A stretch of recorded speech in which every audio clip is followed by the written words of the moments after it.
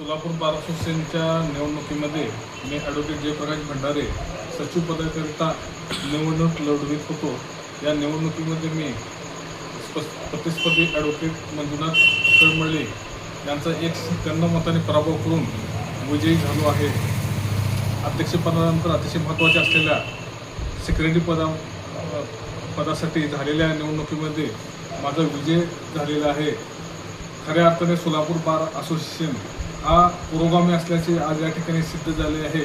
व्यक्तीला पाहून व त्याच्या कामाला पाहून वकील बंधू भगिनींनी या ठिकाणी मला मते दिली व या निवडणुकीमध्ये भरघोस मताने मी निवडून आलेलो आहे.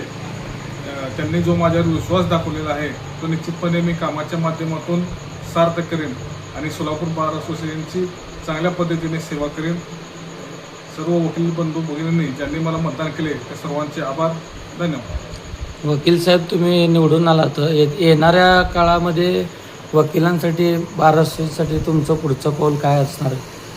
आता जर आपण पाहिलं सोलापूर बार असोसिएशनमध्ये पार्किंगची व्यवस्था नाही, त्याचप्रमाणे वकिलांना बसण्यासाठी अपुरी जागा आहे, त्याचप्रमाणे बारची लायब्ररी देखील ही अप टू डेट नाही, त्याच्यामध्ये सुद्धा कमतरता आहेत. या सर्व गोष्टी पूर्ण करण्यासाठी मी येणाऱ्या कालखंडामध्ये काम करणार आहे. त्याचप्रमाणे वकील हिताचे जे निर्णय घेता येतील ते निर्णय घेऊन या ठिकाणी काम करणार आहे.